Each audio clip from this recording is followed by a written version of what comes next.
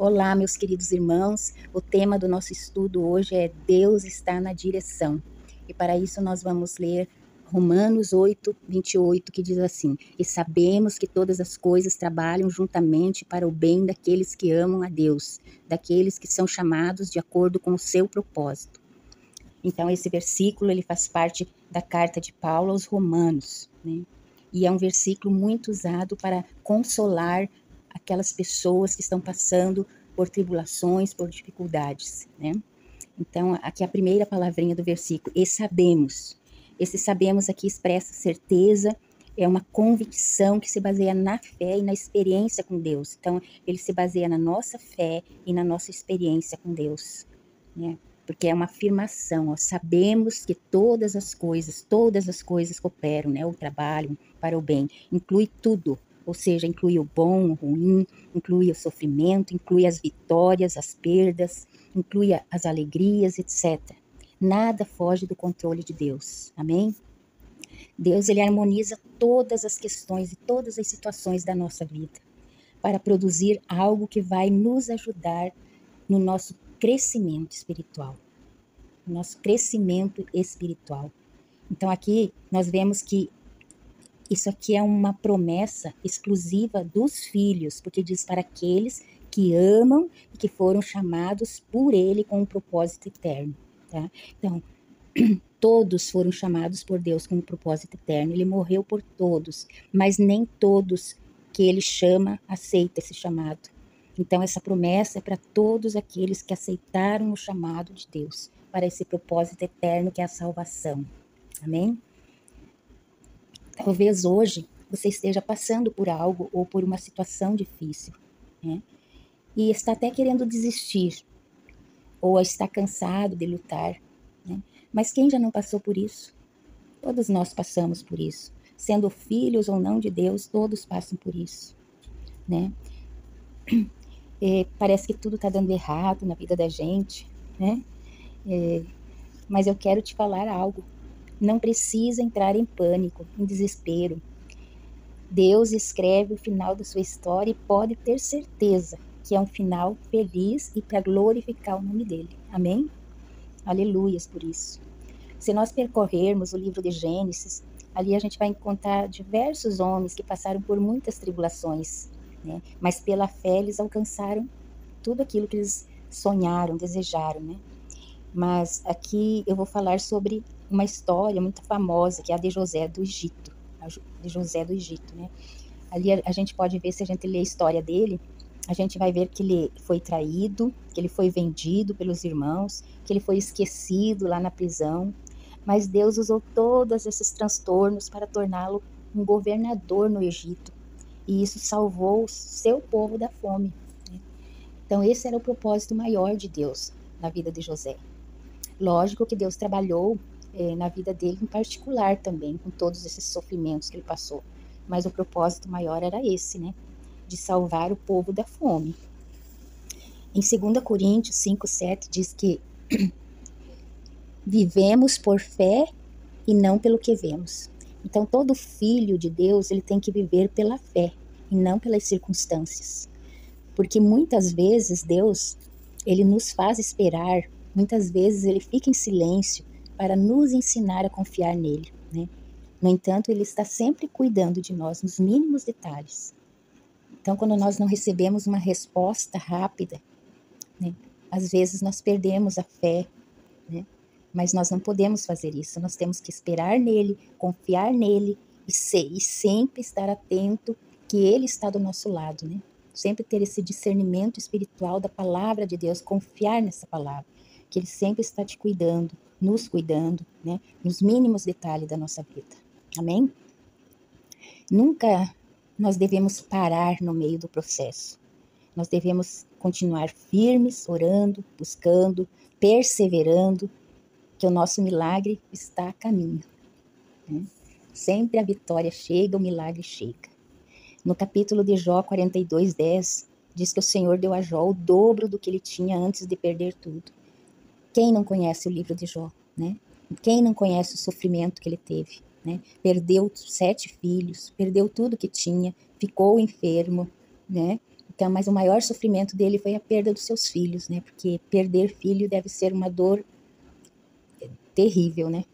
E ele aguentou firme, né? Ele perseverou firme no Senhor. E ele alcançou a vitória de receber tudo em dobro do que ele tinha. Então, não desista.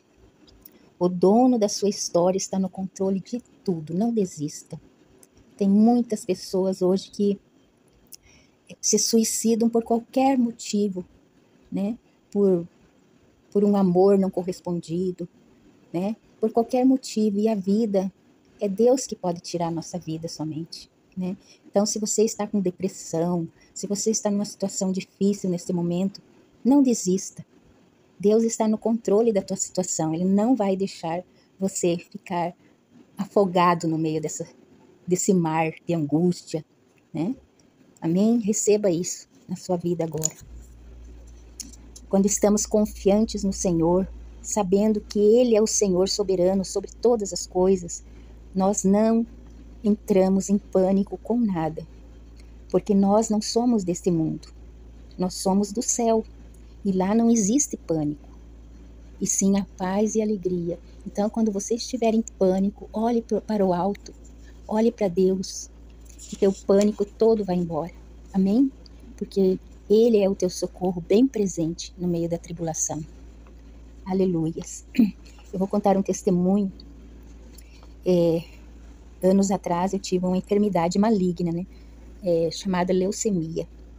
Meus filhos ainda eram adolescentes e não tinha muito ainda recurso para a cura dessa doença na época. Eu fui para o hospital na minha cidade com uma trombose na perna, né? Mas eu não sabia ainda que diagnóstico que era. Aí o médico fez todos os exames. Daí quando ele entrou no meu quarto, eu estava só, porque meus filhos estavam na casa de um tio lá em Cuiabá, que era férias deles. Eu mandei eles para lá passar as férias. Depois eu iria também. E aí eu fiquei só lá no hospital. E o médico disse assim que eu teria que ir para uma cidade onde tinham mais recursos, né? Porque eu estava com uma doença um pouco complicada. Então, naquela hora que o médico falou isso pra mim, me veio um temor, assim, tipo, o inimigo quis colocar um medo em mim, sabe? Mas logo em seguida eu senti uma paz, sabendo que tudo seria para a glória do Senhor, tudo aquilo que eu estava passando ali. Aí eu viajei no mesmo dia, meu irmão que arrumou tudo pra mim, fez os trâmites da viagem, tudo, né? E eu cheguei lá em Cuiabá, né, que é a cidade que eu fui fazer o tratamento, e fui direto pro hospital. Aí fizeram mais exames lá, e logo após o médico entrou no meu quarto para dar a notícia, né, da doença, e falou assim, olha, a senhora está com leucemia, e a senhora tem 30% de chance de sobreviver à quimioterapia e tal, né, e fez aqueles relatos ali, né. E eu lembro que eu olhei para ele e falei assim, eu estou nas mãos do meu Deus, eu falei para ele, né. E ele era evangélico também, esse médico, depois eu fiquei sabendo, né? Aí ele falou, glória a Deus por isso. E foram 6 meses de tratamento contínuo ali, era direto quase no hospital, sabe? Primeiro fiquei 1 mês no hospital, depois eu ia para casa, ficava 15 dias em casa, 15 dias no hospital. E passei por muitos transtornos, sabe? Ali, com o tratamento. Mas sempre com aquela paz reinando dentro de mim. As pessoas chegavam lá para me visitar pensando que eu estava assim, bem acabadinha, né? E eu estava mesmo, né? Bem assim, com a fisionomia bem acabada, mais magra, sem cabelo. Tive umas quedas lá no hospital por causa dos remédios, inchou meu rosto, ficou assim, fiquei bem diferente, né? Mas as pessoas viam paz em mim, né? E elas falavam isso, né? Que pensavam que iam me achar mais assim, triste, entristecida, não, mas eu sempre estava sorrindo, alegre, conversando, né? Então, era por causa da paz que Deus colocou no meu coração. E eu venci a doença, fui curada, e estou aqui para contar essa história e glorificar o nome de Deus. Amém? Então, se essa mensagem falou com você, curte, compartilha, porque talvez tenha alguém que precise de uma palavra assim. Amém? Vamos orar?